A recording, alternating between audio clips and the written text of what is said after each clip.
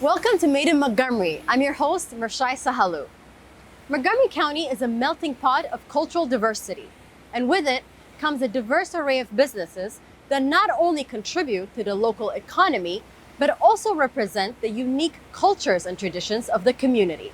In this show, we'll visit a few of those businesses that reflect that diversity. Woo! Oh my gosh.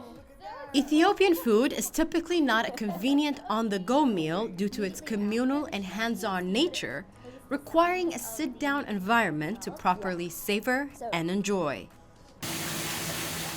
Business owner Ihon Belete found an alternative to that.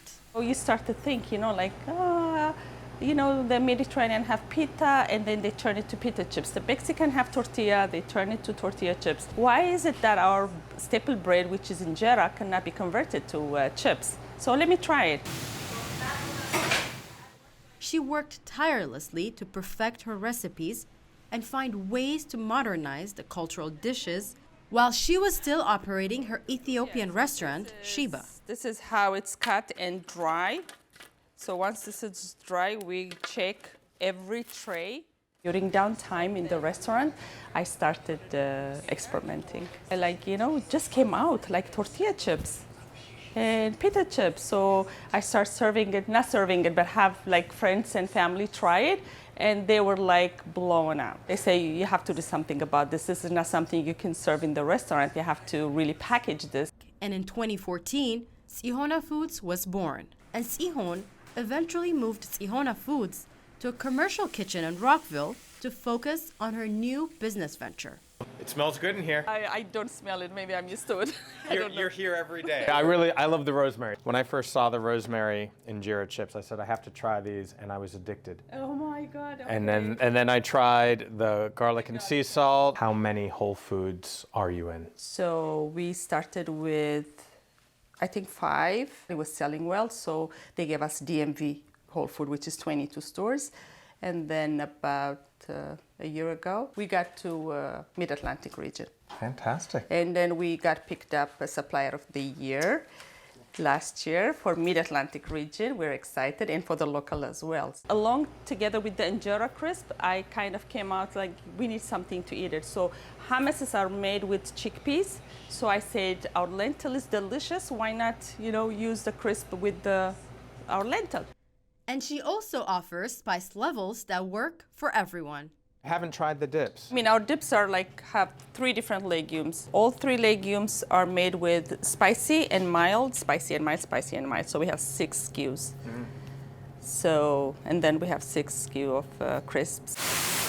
Yeah, this is a better. Closely working with the Montgomery County Food Council, Sihon has been able to introduce Sihona Foods products in many chain markets, like Whole Foods and many others, in addition to local Ethiopian stores. To know that they connected you with the grocery stores and now you're fully stocked. How tough was it to get into those huge stores? Because of them is where we are now.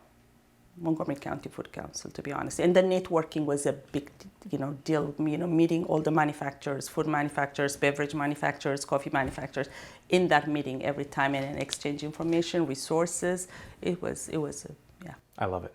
This is a dream come true because if you see, the community is very diverse. The diversity is really like bringing all these products, Vietnamese product, Korean, Chinese, Thai, Indian. So why not Ethiopian, Mexican? So that really gives you an idea, okay, you can go ahead and then do Ethiopian too. Sihona's use of high-quality ingredients and commitment to creating handcrafted products has earned the business a loyal following, not just in Montgomery County, but across the entire region. You are an incredible success story. Thank you. And to know that the Food Council helped you and made the connections, and now you're doing it all on your own, which I think is a wonderful success story. To get your hands on Sihona Foods products, visit the Sihona Foods website. Step into the world of French literature and language right here in Montgomery County with a local bookstore that offers an extensive collection of books to our multilingual community. Struck by the difficulty of getting French language children's book in the area for her son, Jennifer Fulton got to work to find a solution for parents raising bilingual kids like herself. I also wanted to read him books, and we loved going to Barnes & Noble in Bethesda, and we were there almost, every day of the week reading in English. But because I wanted him to learn French, I kept asking them, so where are your French books? Can you have a French section? And every time they said, oh yeah, we'll think about it. And eventually I just got tired of that, so I started importing them myself. Bonjour Books started in 2013 as a pop-up with 50 books. And today, it is the largest French bookstore in the entire DMV area, conveniently located in the heart of Antique Village in historic Kensington. It's just a cute little community. And for the French aspect of it, it's great because a lot of the customers that we get at the store are families of the kids that are in French immersion programs in Montgomery County. You were explaining to me earlier that this was done by the local schools, so can you tell me a little bit about that? I had Sligo Creek Elementary School, which is one of the French immersion programs in Montgomery County. They did this poster of the French-speaking world and all of the countries that speak French. March being Francophonie Month, which is a time to celebrate the French language and culture around the world. I thought this was so creative, covering the Eiffel Tower in flags. We paid a visit to this gem of a bookstore with Councilmember Kristen Mink. Good morning. Hi. Nice to meet you. I'm Jennifer Fulton. Nice to meet you. Nice to meet you. I'm so excited. Oh, thank you. Me too. In addition to importing her books from France and Canada, Jennifer also supports local authors. As soon as I find a local author that writes in French, Yes. I basically just kind of stalk them until they come here. This is written by a local woman. She's from Lebanon. I also have things written in English on a French theme. This is Liliane Milgram, who lives in Alexandria, wrote a story about a French painting and a very... Oh, wow. Oh, so I could read this one. Yes, absolutely. Well, this is the thing. I try to have it's like a really highly curated selection in English for people who walk in and they're oh, I don't speak French. Yeah. There's nothing for me here. And it's but no, yes, there is. Yes, there is. I mean, look at the riveting odyssey of one of the world's most scandalous works of art. Yes, exactly. And it is a This is fantastic for everyone. book. And so this is the first time. And you have trains. I yes. just want to mention Oh, that. yes. Oh my gosh, the kids love the train. I mean, this Every is a time huge there's a toddler in draw. here, they're like, Yes. train, le train. French immersion schools in the area rely on their partnership with Bonjour Books to offer a well-rounded collection to their students. People are used to the Scholastic Book Fair in English, so we've kind of been the French version of the Scholastic Book Fair for a lot of schools, and we come in and have tables filled with French books, and it's just like a big book fest. And it's nice because it helps get exposure for the store, and we get sales, but we always give back to the school, so they're fundraisers. So it's kind of like everybody wins. Okay, let's see. Can you show me some of the children's books? Sure. The kids that are just learning to read in French, we've got all these basic books. Caillou. Monsieur Caillou.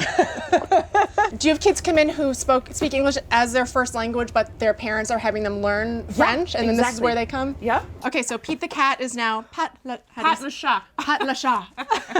He's never been classier. Yeah. Thank you so much. Merci beaucoup. Très bien. Très bien. Thanks. To learn more about Bonjour Books' hours of operation or to shop online, visit their website.